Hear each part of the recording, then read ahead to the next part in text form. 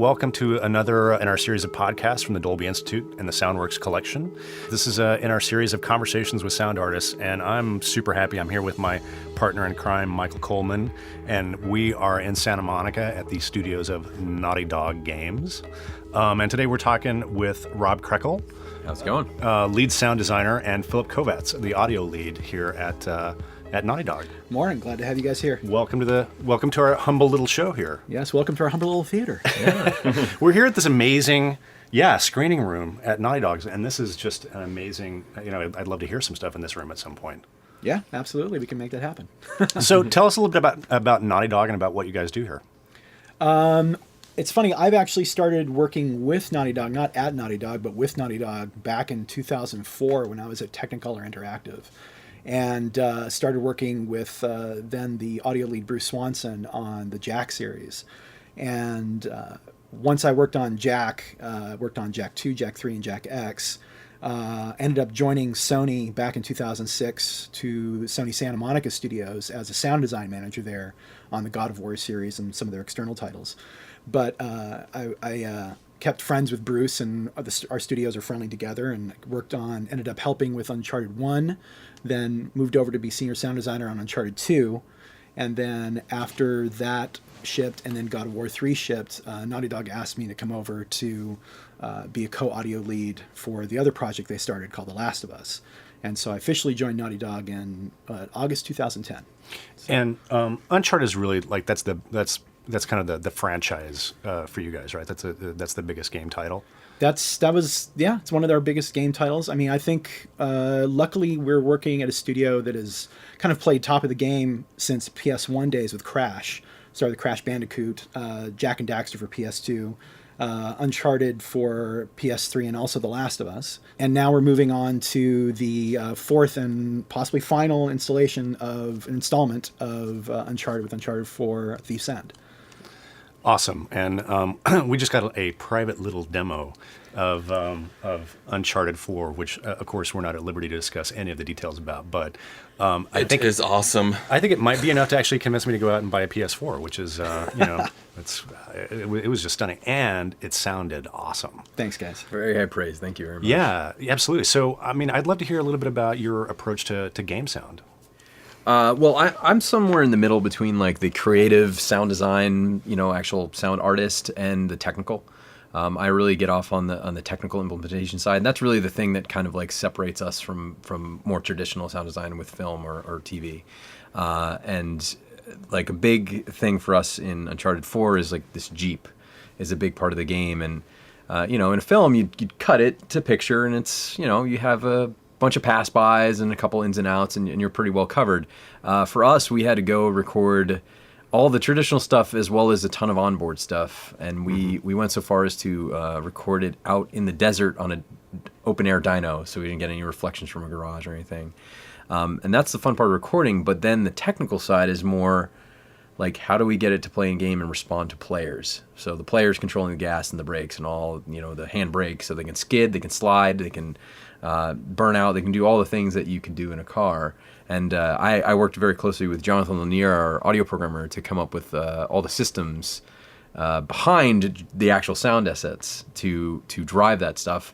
And in addition to creating and mastering all the recordings to use for the Jeep. So yeah, a lot of other companies have done like car racing games and off-road games like Dirt and Grid and Need for Speed and Forza, and they sound amazing.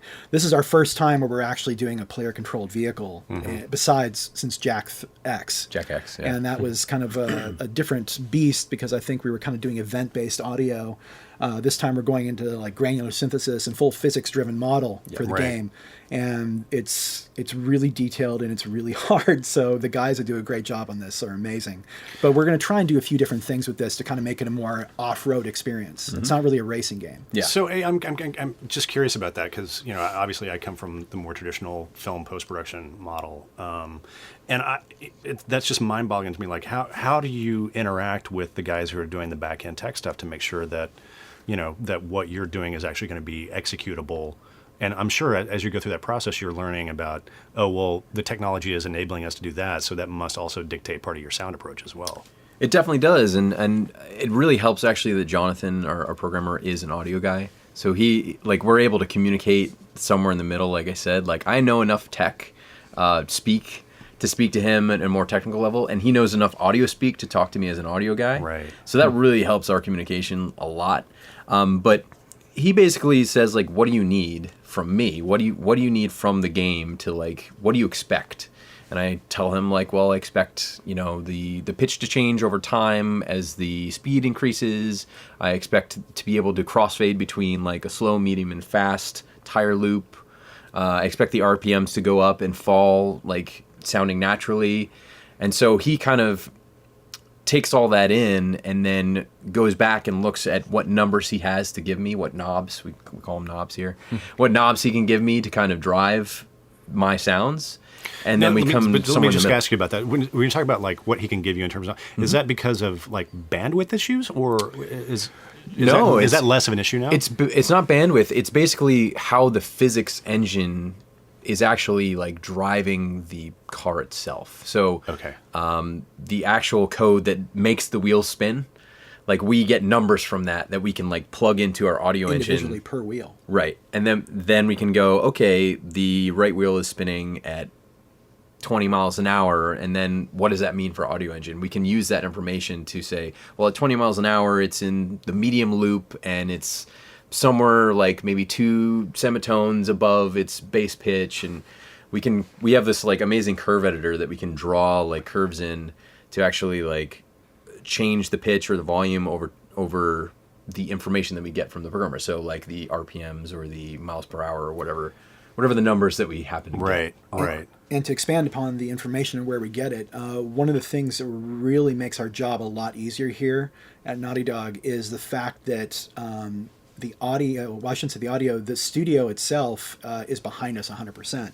So we work collaboratively with the programmers, the designers who are trying to figure out how the Jeep could be fun, how it should play, the physics programmer on how to create the physics model and how audio would hook into the physics model. So we talk to the artist to figure out how it's going to be moving, how it's going to be for suspension movement. And so we work really collaboratively with everybody. And that way we can kind of tell them what we think we need. They can kind of tell them how it should play, and really kind of have a come together moment on that, so it all works together in homogeneous fashion. I was going to say, how do you guys think you even got to that point where you can actually be at this, there's so many titles in with Naughty Dog and say like, you guys should, like the collaboration is at a point where the visual team is relying on the sound team at this point where it feels much more even versus sometimes they'll say, oh, sound is unfortunately secondary. Yeah, I think it's been a long road. Bruce Swanson, I think, was the first true audio lead here, and one of the things that happened when Bruce and Jonathan started working together on the PS2 days, when they were going to move to the PS3, they actually scrapped the entire audio engine and built it from scratch. So in that moment, they created a framework and possibilities to work with every part of the company together, with all of the programming, with all of the design and the art and everything, and animation systems to really work together. And so they built that on purpose because since we have our hooks and everything, we have to be able to work with everybody. And if we can make the case that we need something, we can talk to the other leads. Like I can talk to the animation lead, the programming leads, whatever, or the particle effects leads, and we can hook into any bit of the game engine to get sound results. And it frees me up a bit because my imagination is not limited in any way on how I, figure out how we want the game to sound and give it to the sound designers and let them figure out how cool this could be. Because one of the things we pride ourselves on is that if we can think about it, we should try to be able to make it happen. Yeah. And we're given a lot of latitude to get that to be so.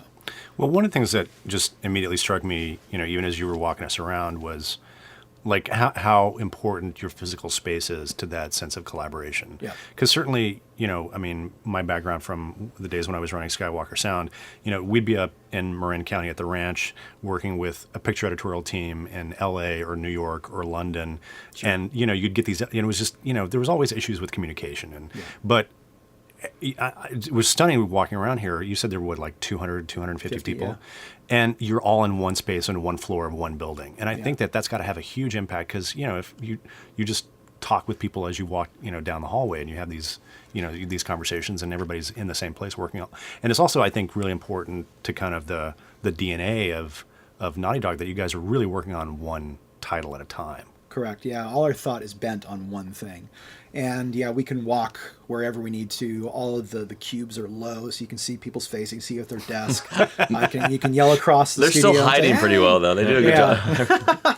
I mean, we're trust me, people think we're real lucky because we get to hide behind closed doors sometimes. But sometimes that's a curse, though, because the collaboration is so easy for everybody having this open structure. Sometimes, like, being in an office, it's like, man, I'm in here by myself. I want to, like, talk and get inspired. And so we do spend a lot of time actually out of our offices, like, walking and talking to people, because that's, like we said, it's such a huge part of what we do is the collaboration. So yeah, I think that's kind of, you're right. It's kind of the DNA of Naughty Dog and something they've thought of from the very beginning.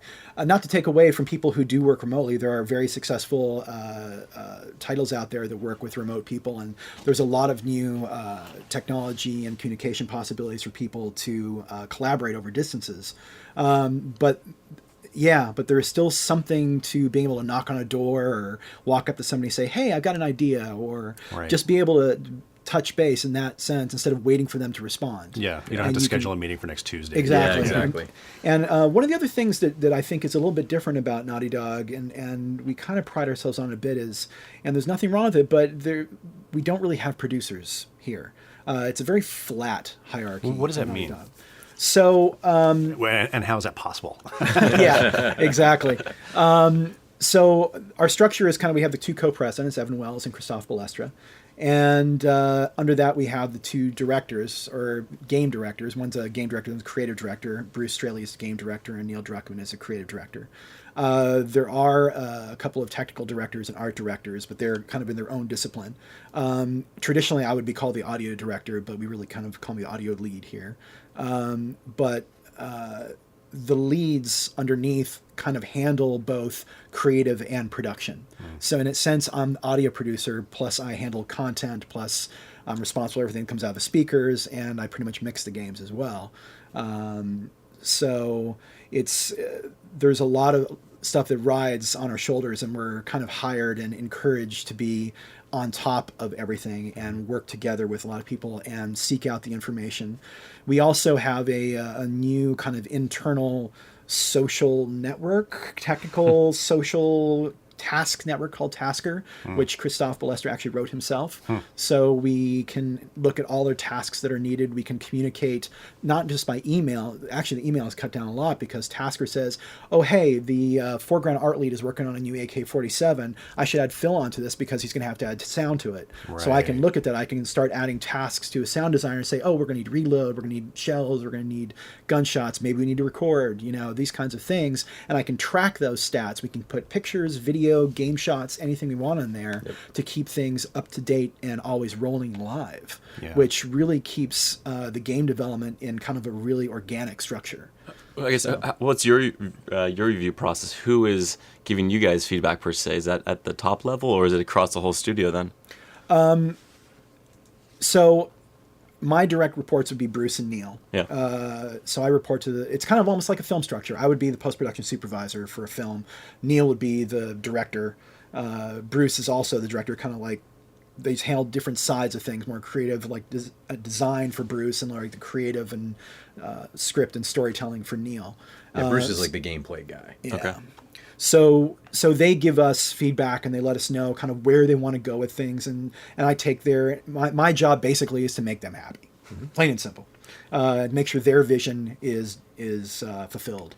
On a level below that, though, like me working, to bring it back to the Jeep again, like I worked very closely with the designers that are there, and they have a certain expectation that they're looking for, and then Phil has a certain expectation. So I get feedback kind of from everyone while I'm working on that, and then obviously I have my own high bar for that stuff. So And it kind of works that way. Like you said before, it's sort of, we do get feedback from everyone. Yeah. Oh yeah, we can get emails from any other particle effects programmers or anything and say, hey, can we put the Dirty Harry gun in there? Right. You know, it can happen. I The mean, receptionist is like, the wheels are not loud enough. You're like, It can get that granular at times, yeah. Yeah. But it's a blessing and a curse because we get feedback, but we also get to give it too. Yeah. Like Yeah.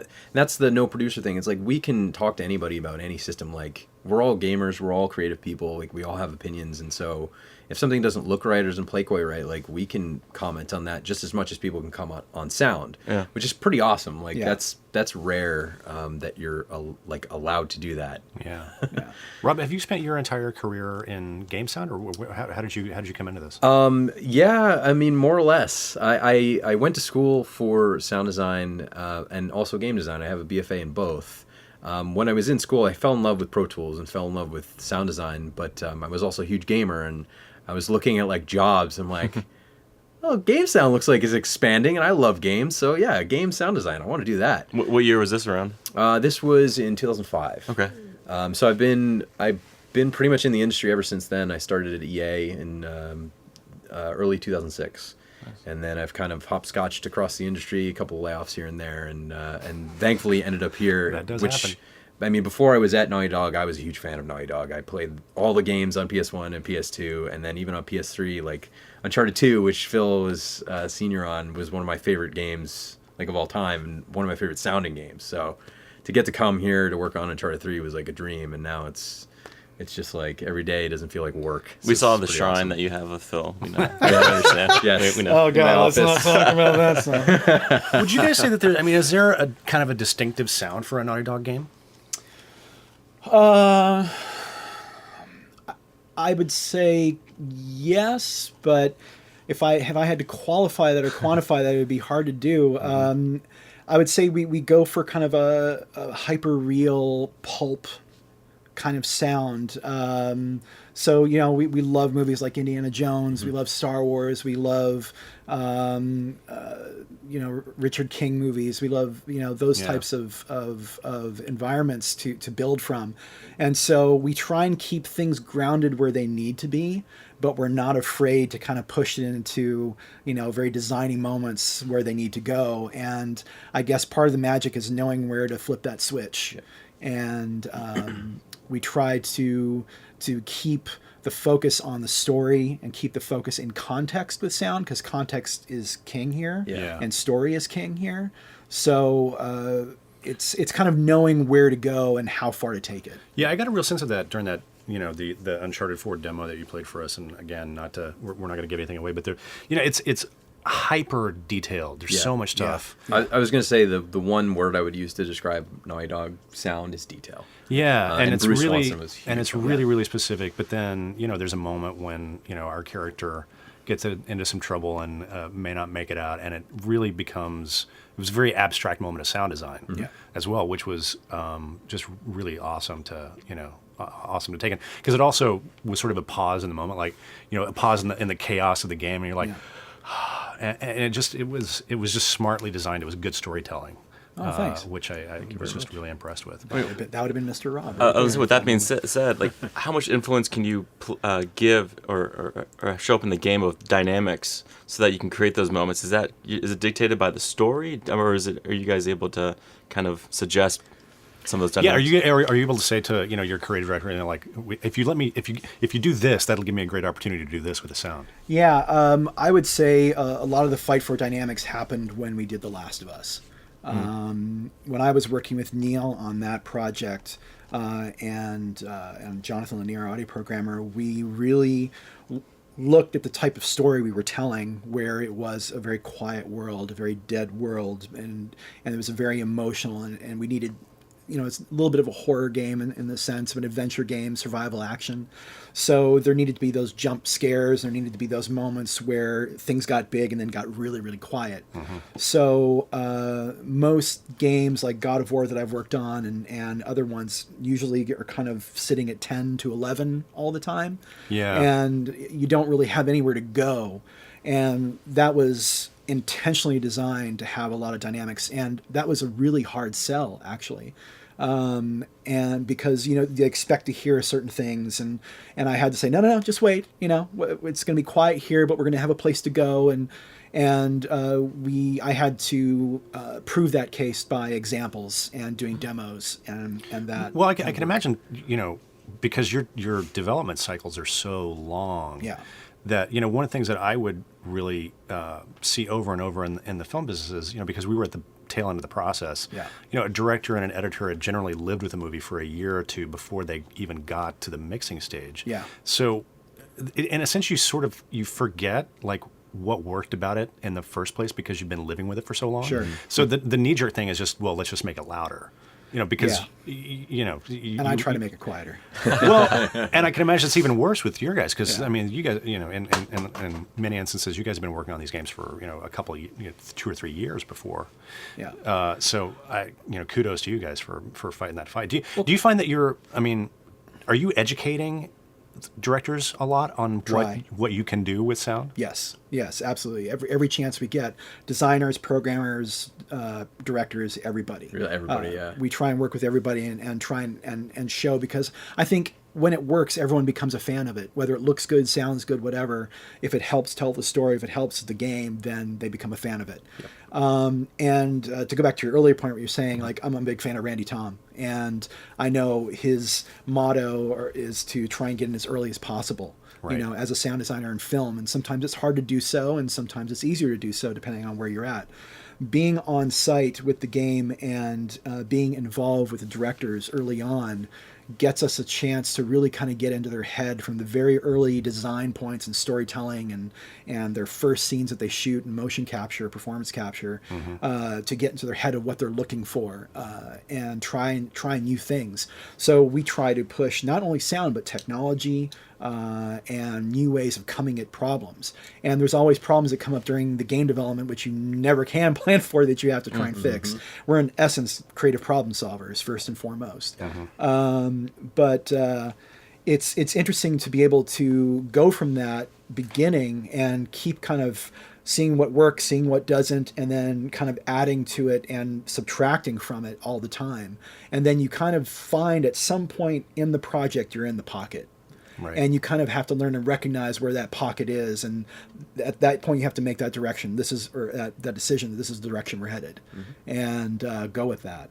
Go ahead. Oh no, I was going to ask in terms of music. Then, how do you even spot a video game for music? Because in that sequence you guys showed us, I don't even remember if there was music. It just felt like there was a lot of. It was really immersive. Yeah, so musically, we don't handle the music in-house so much. Our creative director, Neil Druckmann, works with Sony PD Music.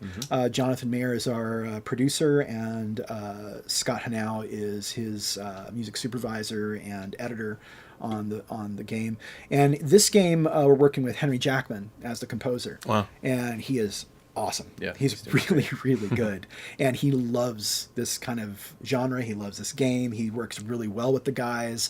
Neil and him have a really great relationship. And they're able to come up with these themes and work this stuff in. So Scott has access. So Scott works with Henry to say, okay, we're going to do these kinds of cues. We're going to put this together. So Henry delivers some cues. We kind of play them to the game and see what works. And then Neil gives them direction notes. And then they'll finish a mix, they'll get the mix, and then all the breakdowns of that mix so we can work interactively with the music. And then Scott works to implement the music into our game music engine that Jonathan Lanier wrote. So all the music is really dynamic based on gameplay and the story we're trying to tell. Again, it's all based on the story. Well, that integration, I was just intensely curious about that because that sequence that you showed us, you were playing it in real time, and it probably took what you were like 7 or 8 minutes to play. But if I had a controller, we would have been there for like 2 hours. So how do you handle music for something that could be 7 minutes or 2 hours depending on what the player is doing? Well, that's where you kind of get into the interactive part. So they create the cues and they create breakdowns of the cues, and they'll be kind of low intensity, medium intensity, high intensity, and there'll be loop points and also stingers and so in that sense it becomes event triggered like flourishes. So they'll kind of like come in and out. So depending on what you're doing, the music will come and go, because one of the things we try and do is not just have wall to wall music, but have the music think like a movie, kind of Right. like come and go with intelligence. Right. And so there's a lot of technology that goes into that, and a lot of thought that gets put into that. So having a dedicated like music supervisor like Scott, who goes in and works with the director to say, okay, here's where we want music, here's where we don't want music, here's how we want the music to build. The music should do this based on AI state. Yep. All these kinds of things that can be brought into the mix happen to create kind of this interactive, immersive kind of music soundtrack, which works with the story of the game and not against it. Yeah, and Scott's able to like work with the directors to like key in on moments and say these are moments that we need to hit and that we know are going to be experienced. And so those moments might have a little bit more specific like sync to them versus Right. like what you're saying is like it's going to take me 12 hours. Like during certain sections, a lot of that's loops, but it's dynamic loops. It's like low intensity, high intensity. Instrumentation is changing real time. Like Right. the system that does they're vary. talking about Yeah. is pretty wild. And once that's all in, like we were talking about, like the mix of the demo, Yeah. I actually sat with Scott for hours and went through each cue, and we looked at the gameplay. Didn't even play it with sound effects, just play the dialogue and the music together to figure out how we wanted that to work together. And then kind of brought the effects in, and then kind of like micro tuned like snapshots of mixing and whatever. Well, so that actually leads into my next question, which was, what's the process for mixing a video game? If there was a silver bullet. So Because of course it's highly variable. It's going to change every time. Yeah. So what does it mean to strike a balance between sound effects and music and dialogue and that, and like what you would traditionally think of as mixing? Yeah, so mixing for games is not necessarily, as you're saying, like traditional mixing, like sitting at a board and kind of going through the process and inching your way through the reels and kind of making everything work together. It really starts almost day one from the first sound you put in the game with us. We think about what we're trying to make, how we're trying to make it, what the story is trying to tell at that moment. And we have to balance that with the interactivity and the dynamics of the game structure, because we're not just creating a sound effect for something, we're creating a sound behavior. The interactivity of the actors in the world and the items in the world all have behaviors, whether they're just physics or foreground things that break apart, or weapons or vehicles or AI enemies or what have you, or friendlies. They all have behaviors, and they all have a context within the story. So we think very intricately about how we want the sounds to play.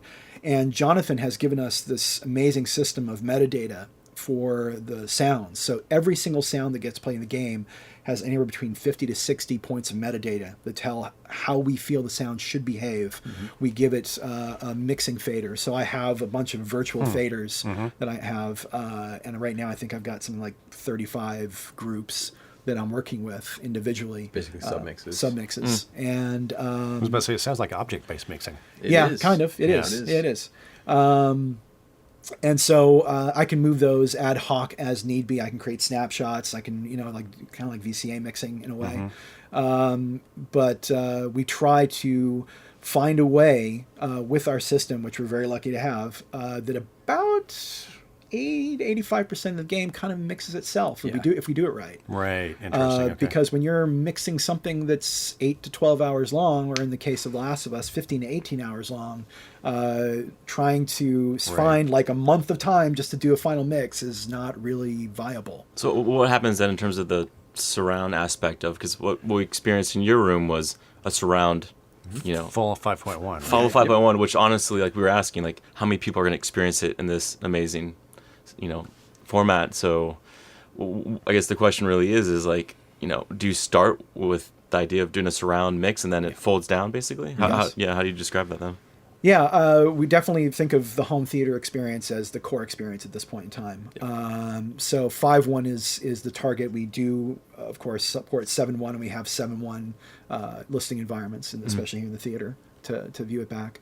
But we also test on headphones, on television, and Jonathan has worked with our audio tools and tech team up in San Mateo to create dynamics and speaker angles and dynamic speaker angles actually to be able to provide a optimal listening experience for whoever's listening to the game. So if you're listening on headphones, if you plug the headphones in, the game actually knows and switches. Oh, I'm on headphones, so I should have this amount of dynamic range compression in our kind of ultra maximizer, and we should have this kind of speaker angle to help give you a better width Better for the experience, headphones. And is this So- something that's driven by Naughty Dog or the PlayStation console? Uh, Or both? combination. combination. Yeah. I mean, we helped drive that in a little way, but the PlayStation console allows us to get that information, and then the work that our Audio Tools and Tech and Jonathan did is kind of on the Sony and Naughty Dog side to extrapolate that for our own creative needs to give our fans and the players the best experience they can get. Yep. What kind of feedback do you guys get from fans? Do you have any sense of like how many people are actually experiencing the game in 5.1? Is that a significant part of the gaming group? I have a feeling that Sony has that information. I'm not privy to that so much, but I know that we're proud of what we do, and of course, whenever we release something, we look online and Scour the scour the internet. forums and What are they saying? and see if they say we're total shit or if we're doing okay. Yeah. Anecdotally, I'd say a lot of people, at least on the hardcore gamer side, definitely either have a 5.1 setup or have a really nice headphone setup. Right. Yeah. Whether that means like a 5.1 headphone or like a nice pair of stereo cans. Like, I think those are probably our two primaries: is like a 5.1 consumer setup or headphones. I mean, the thing too is that obviously headphones now are getting to a point where they have a surround kind of encoding or experience. Yeah. But I remember playing The Last of Us with headphones on, and that was like, it was almost too much actually, because it was almost too close to me. I was like, I need a little space because of the environments and just the creatures and the interaction. And I'm sure everyone has their preference, but I mean, how do you guys prefer to play games? in your room in In your rooms, 5.1, right? yeah. Well, in my room in 5.1, I mean, this may be a bit of sacrilege, but at home, where I live, I can't have the 5.1, so I have a sound bar with a sub, but I have headphones. Okay. I usually play headphones at home. Yeah. Because I think probably anyone my age who has like kids and family, the whole thing, they kind of play with headphones a bit, so you don't annoy After the kids everybody. have gone to bed. Yeah, Yep. exactly. So Yep. annoy everybody. I was gonna say I have a Martin Logan 5.1 setup at home. Oh, It's nice. awesome. Sounds beautiful. I rarely get to use it these days because I have a 1-year-old. So headphones it is. How's the technology for game sound changed even during your careers? Like, what have you guys seen? Tremendous change. Yeah, because I remember the first conversations I had at Skywalker. We were still talking about like, well, there's big bandwidth issues. You can't really do Yeah, I mean, I started my foray into games back in '99. I was freelancing at Novalogic, and we were working on PC, and I think we were doing sound at 11 kilohertz, 8-bit sound to put into games. So What does that even sound like though? It sounds like. So Pretty good. Yeah. It's changed a lot. I mean, right now we put the assets that we put in to our engine are 96K 24-bit. Huh. And It's better than most features. yeah, and they get Doesn't output, downsampled. doesn't That's an output that then. way. Oh, yeah, So yeah, we yeah. output a 48 kilohertz A-Track 9 codec sound, and A-Track 9 is the newer Sony codec, which we have that's built into the PS4, and actually we have a chip in this PS4 that gives us an encode and decode for, the encode is not free, but the free encode, or Sure. decode is free, sorry. And it allows us to get a really good compression ratio with nearly lossless sound at the highest bit rate. So what have you noticed from title to title as you progress with technology getting better? Like you were saying before, that I guess the way to describe it, you said it was like taking like a wet blanket off of. Oh yeah. Oh yeah. Yeah, fidelity is increased. I mean, exponentially over the console generations. Just Right. it's ridiculous how much better. Even just And is that primarily when I because of started. just the processing power within the console? That's a big part of it. And memory. And memory. I mean, on the PS2, we had 2 megs plus a meg of IOP memory. PS3 was, I think it was 256 megs total of system memory, which we could get 10% of that. So we had about 26 megabytes. So that was a huge leap. But the games got so much bigger. Yeah. Sure. So, we literally, I mean, we had about the same amount of memory from Uncharted 3 to The Last of Us, but we figured out new ways of encoding MP3s and everything that we were actually able to get 3 times the amount of sound as an Uncharted 3 into The Last of Us. That's that detail thing. Like that's the thing that's changed over time. Is like we've been able to make more and more detail, into these games. Which Yeah. Thankfully, the memory is hopefully going to keep up with. And this now one. PS4 we're about 10 times Wow. that. Yeah. I mean, do you guys find that you have sometimes one sound that's going to be only for a specific moment and you're never going to hear that sound again? Yeah. Okay. That can happen. Yeah. All the But time. then again, there's a lot of dynamic sounds that need to be carried throughout, Okay. like weapons or interactive. Foley in particular Yeah, is, Foley, yeah. I mean, we have a huge amount of variation, and we have a new system that we're doing that is like even more detailed. It's based on velocity, so how fast the player's moving, it changes the character, the sounds that it's trying to play, and the actual So sound. based on how They're all fast played I'm running, dynamically. my footsteps are going to sound different. yeah, and they're all That's played heel amazing. toe. They're cut differently. Your cloth They have movement, different everything. character depending on if you're sneaking or if you're walking Really? or if you're running. Yeah, and that's the kind of detail we're talking about, and like being able to put that kind of detail in the game. It's like a Foley walker's walking it live. Yeah. And that's the kind of stuff that like I geek out on that stuff because I think it. Because that's really what it Invaluable. is for us. I mean, if anyone wants to talk about, well, it's current gen now, but they talk about next gen sound. For us, it's about detail and storytelling because those are the kind of games we're making. We're not making open world RPGs. We're not making, Angry Birds. We're not doing these kinds of games. We're making playable cinematic adventures. Right. And storytelling. Storytelling. Yeah. So story is king, and to create that cinematic experience, but in a game that's playable and fun and exciting, and gives you the feels sometimes, takes a lot of work and a lot of detail. So detail is king for us. The ability to have that kind of detail in our Foley or in our weapon design or variations in the sound to give so something over 10 hours doesn't become repetitive. Yeah. It's important to us to be able to help tell that story. What do you see coming? What in terms of technology that's going to change? What you guys do.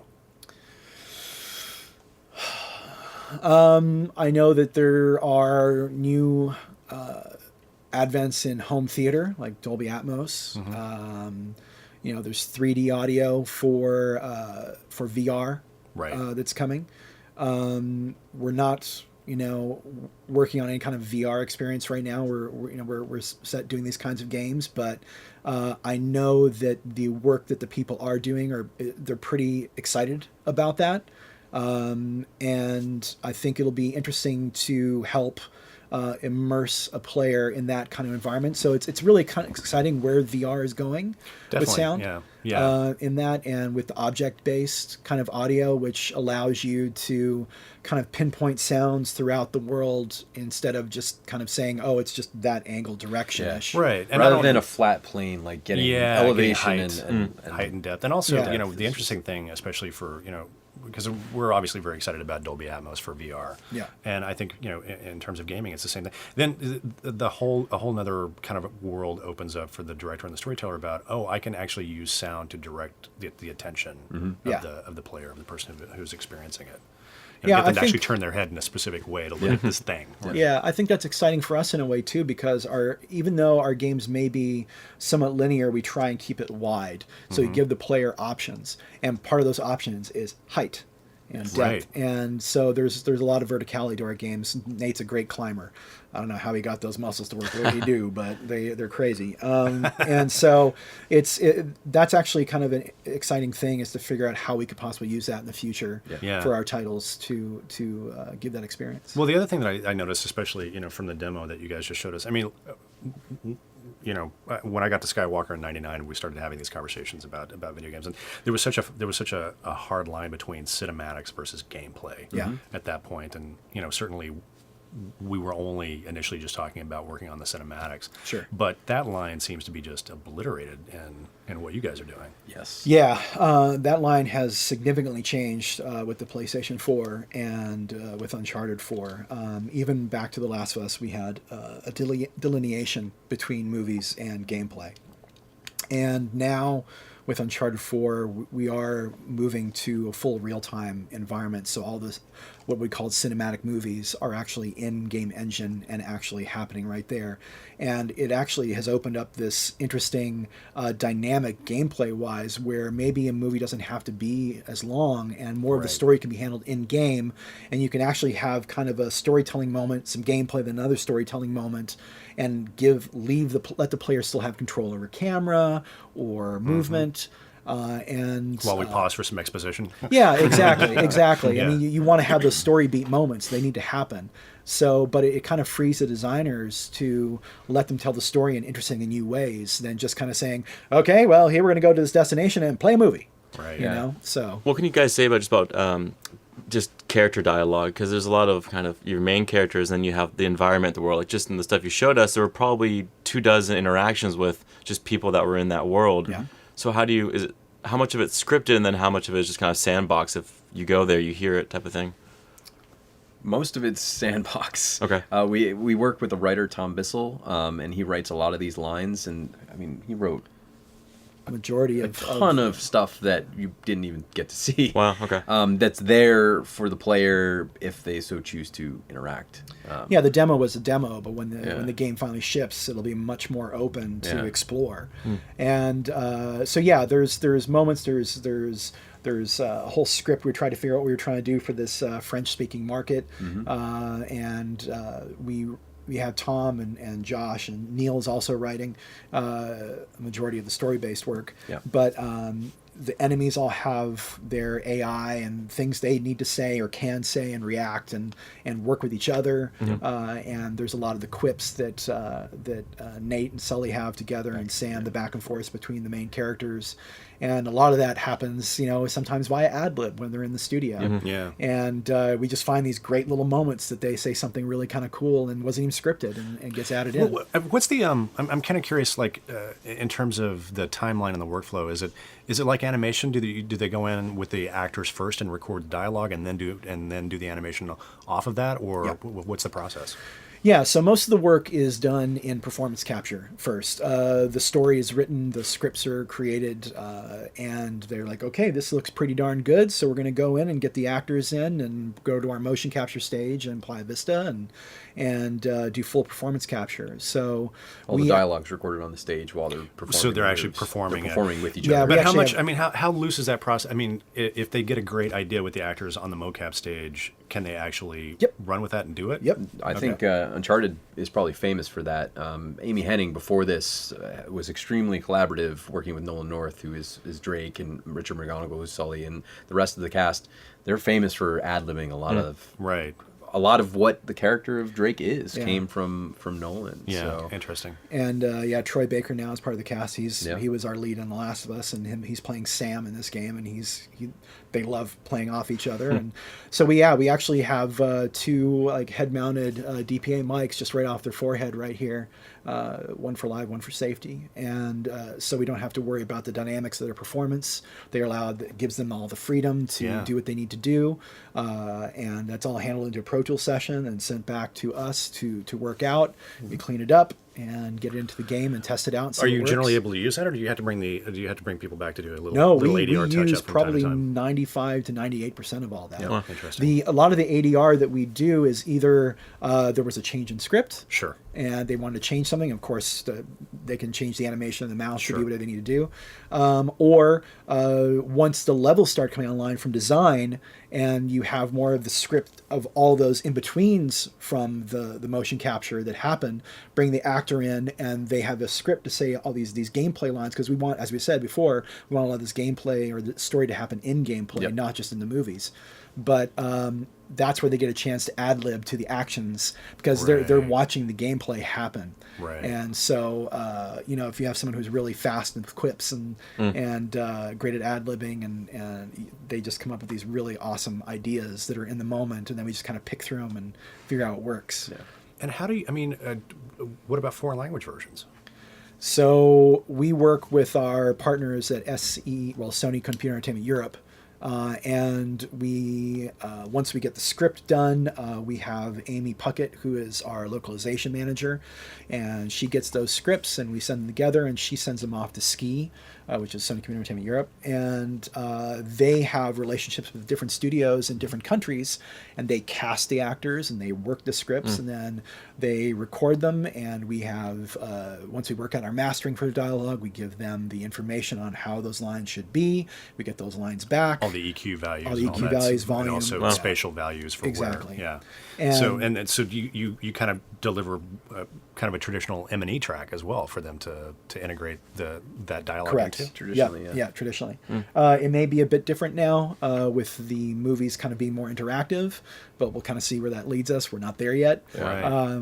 But yeah, I mean, it's pretty incredible to watch it all come together like that at the end, because that localization is pretty much that happens right toward the end of the project. Yeah. Yeah. So because they have to wait till everything gets. It was recorded. always funny to me when when we would do foreign language versions, especially on the Star Wars films. Yeah. Because we'd get these tracks back from all these different countries, and in most foreign countries they actually cast real old men as Yoda.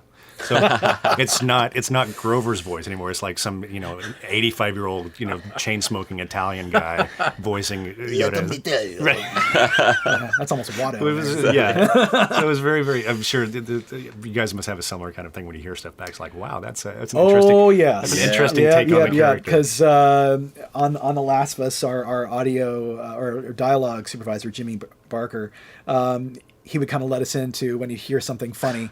They would come in like. I don't want to point out anything, but one of the languages, Ellie, for The Last of Us Left Behind, was some of the funniest performance I've heard in a while. And just like, really? Wow, that matches so well. Yeah, bold choice. Bold choice. Indeed. And it's interesting because I actually think that some of it is cultural interpretation of what the character might be, because a culture may say, okay, well, they're feeling this, and in our culture we kind of react to it this way. So it may not be what we're Right. expecting, Right. but it works for the language that they're working in, and the people that are playing, the fans that are playing the game in that part of the world. Yeah. So it's it may not be what's expected for us, but it's got to be there for a reason. How do you guys just stay consistently just involved because these cycles are so long, many years, Dedication. How do you even describe the long process production pipeline, and just there's no time to slow down or kind of just we're gonna. Well, no, that's not necessarily true. I Okay. mean, we do. There is an ebb and flow. Okay. There is pre-production, there's production, and there's post-ish production. It's all pretty much production to the end. Right. Yeah. Yeah. We're all post, depending on how you want to. Yeah, Yeah, exactly. pretty much. Or post and post again and post that again and Yeah. post it again. Yep. Depending, because well, look, Naughty Dog really believes in iteration. Yes. And one of the things I think that, again, going back to the no producers and everything separated, is they don't say, well, you only have a week to get this done. You have to get this done in a week. I mean, if it's not done in a week, well, we're shipping with that. That doesn't happen here. Right. We put some stuff together. We call it gray block or block mesh. And we actually do block mesh audio, too, sometimes, where we just kind of temp something in really quick to see Rough if it something in. works. And then they'll play with it. They'll focus test it. They'll play test it. They'll see if it works. They may throw it completely out and start over. They may just tweak a few things. But the thing is everyone here is bent on the service of the game and the story they're trying to tell. And we kind of pride ourselves on the polish, on the be able to change our minds. And it may hurt. It may cause less sleep. Yeah. But we will not stop trying to make a better game out of it. Everyone here is extraordinarily passionate, and that goes for all departments, like programming, QA, audio. Yeah. Like, everyone is super, super passionate, and so you're asking, like, how do we stay in it? It's, well, we feed off each other. Yeah, sure. Like, when I see designers getting excited about one of their sequences, it makes me excited to make sound for their sequence, Right. and then like they get to see and listen to the sound, and it gets them more excited, and so it's this escalation Great that feedback happens. loop. Yeah. But I mean, we do get downtime. We take vacations. We spend time with our families. mean, I'm actually looking prepare forward for to the that. crunch. not within 3 months of a launch, right? Yeah, right. Yeah, exactly. I mean, that's the thing. Whenever I talk, or see people after a film is done or a game has launched, it's just like I'm like, I don't know how the skin is still on the body because you guys, it's just like it's just insane how much time is put in. So it's great to hear that there's some kind of checks and balances at least. Well, I think it comes together too is in the hiring process that we have. Whether it's Naughty Dog or me, I'm responsible for hiring the team or bringing in contractors for audio, and there has to be something said about not just talent but fit. Right. And it's a point that I have like students or people who ask me questions like, well, how do I get a job, in game audio? And I think, yes, you have to be good. You have to try. You have to show you have taste. You have to show you have some kind of innate talent if you're just starting out. But one of the things I always tell people is they have to have desire, passion, and the aptitude to play well with others. Because I think if I have a choice between a guy who's a kick-ass sound designer who I know will make the best sounds in the world, but he's an a-hole, Right. and somebody who may not be the most talented person, but they're good at what they do, but they try really hard and they work well and they take constructive criticism and they know how to work together as a team, I may choose a second guy. Yeah, because that's part of the it's- analysis. Like, I got to spend a lot of time with this person. That's exactly You're in a right. foxhole, You're- essentially. Right. You know? Yeah. You're about to get like 100 resumes with just that on it. Yeah, exactly. Well, maybe. I fit exactly for a Naughty Dog position. Thank you. Yeah, but I have a nose for those kinds of guys, so it's like it's good in for their it. cover But, letter, I yeah. am a good fit. Yeah. But I mean, it's true. You have to be able to work together. You have to be able to play well together. You have to be able to work well together, and have a passion for the product, and know what you're making, and know why you're making it. Humor. Yes, and be able to be able to laugh together. Oh yeah. Yes. When it's 2:00 in the morning and you need that break and just be able to be stupid. It's important. Yeah. Yes. So where are you guys in the process for Uncharted 4? Like, how, as a percentage-wise, how close to being done is it? Well, we haven't announced a release date yet, but we are releasing in 2016. We know that much. We're heavy in production now. We just finished our E3, and that was a huge success for us. I mean, I think fans were really happy with what we showed, and we're excited to be able to show them the rest of the demo that you didn't see. Yeah, what you That'll be guys got to coming. see. We're Yeah, really excited right. to Yeah. like have everyone listen and see. Yeah, listen to. But we're heading toward the big time now. So Yeah. we're working towards the main chunk of the game, and It's getting into crunch time. it's getting in the crunch time. But for us, I mean, usually the way I see it as kind of the audio lead is E3 is my litmus test of where we are in the process. Right. And did we kind of hit the points we need to do? Are we in the right direction for the audio? And I think we're there. There's a few tweaks we can always make to make things better because it'll never stop. But I think we have a really strong direction going forward. I think we know what we're making. I think we've got the right people to do it. And we're excited to see what the designers kind of come up with, what the animators come up with, and fill in all those big blanks at the moment. So Do you guys have any kind of input once a game has been released afterwards in terms of updates or in terms of not additional? What are the download You were DLC saying content. there Yeah. is a lot of additional content. Oh, that yeah, you there's put out additional content because obviously is- 3 years is a lot of time between. Right. So like, releases. yeah, but between these games, there's DLC, but the DLC schedules are usually pretty manageable. Okay. Yeah. Left Behind was the last DLC that we did for. Right. that was the first single player DLC that we've done. Yeah. Yeah, but that was intense, but like extraordinarily manageable. Sure. And Yeah. it was almost a pleasure to go through because we got a nice final product in a very short amount of time, and I think it turned out pretty good. Yeah. But yeah, there's always there's always continuing content for these things. Yeah, we support our multiplayer community a lot, and so we try to either create new weapons or new maps or new exciting things for them to do. Yeah. Yep. So there's always a bit of work that leads out there. We work with our existing technology that's shipped with that game for the most part. Yeah, you guys don't just disappear for 3 years and then come out with a new No.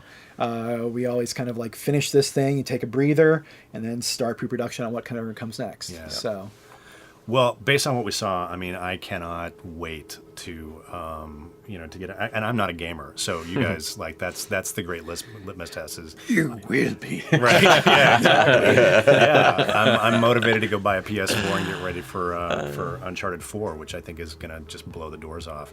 But Rob and Phil, thanks so much for taking the time and talking with Michael and me today, and kind of showing us a little bit about what you guys are doing and talking with us about how to do amazing sound design for games. It's been a great day hanging out with you guys. No problem, man. It was a thanks. pleasure. Yeah, absolutely a pleasure. I appreciate it and love Soundworks, and Yeah. we were able to do that for The Last of Us, so it's really nice to be able to help out and do this now, and really honored that you guys came and wanted to come talk to us. So thank you very much. Well, it's our pleasure. So that's going to wrap up this podcast. We're Dolby Institute and Soundworks coming to you from Naughty Dog Studio in Santa Monica, California.